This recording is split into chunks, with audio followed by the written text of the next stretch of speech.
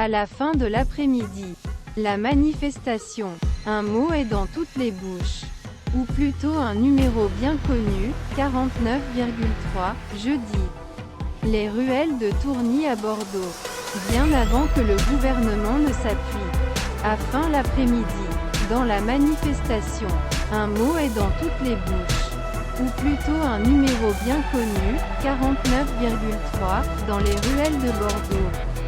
Bien avant le dessein du gouvernement. Le même après-midi. Procédure qui évite voter au Parlement. Mais il faut croire que ce passage en vigueur a fourni un motif supplémentaire. Une raison de la colère. Le rassemblement contre la réforme des pensions dans #Bordeaux se transforme en procession. Qui commence à partir des ruelles en tournoi. Au G16 mars 2023, nous commencions à ressentir la fatigue pour enchaîner les jours manifestations et blocages. Expliquent Morgane et Sacha, étudiants l'Institut d'études politiques Bordeaux. Mais ce 49,3 est comme un coupousse qui rappelle que nous ne devons pas détendre les efforts. Dites ceux qui avaient prévu de venir de toute façon.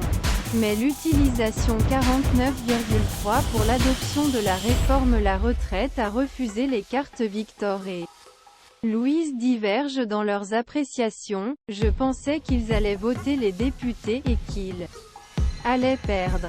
Je suis déçu, a déclaré le premier. Moi, au contraire, je suis heureux parce qu'ils nous prouvent à droite. Ils prouvent qu'à l'Assemblée, c'est comme dans le pays. Ils sont une minorité, a déclaré son ami. Sur le même sujet manifestation sujet contre réforme du budget, l'enquête devrait mourir, près de 150. Magistrats et policiers se sont réunis à Bordeaux contre la réforme police judiciaire. Très controversée dans le monde judiciaire. Cette réforme devrait entrer en vigueur en juillet. Aucun affrontement avec la police. La procession s'approche. La permanence du député de la Renaissance Thomas Cazenave, qui a accepté recevoir une délégation. Certes, ils savent comment transformer un chemin en impasse.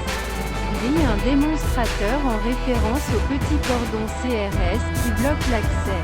Une petite partie des manifestants se précipitent dans la petite rue et étirent la police. Lorsque le cortège des appareils syndicaux semble attendre au seuil. Lorsque les émissaires se démarquent de l'entretien. Ils partagent le microphone de leur appel à poursuivre la mobilisation dans les prochains jours. En particulier le 23 mars. Certains manifestants poursuivront la manifestation à Sauvage, avant de disperser le lieu de la victoire vers 19h30.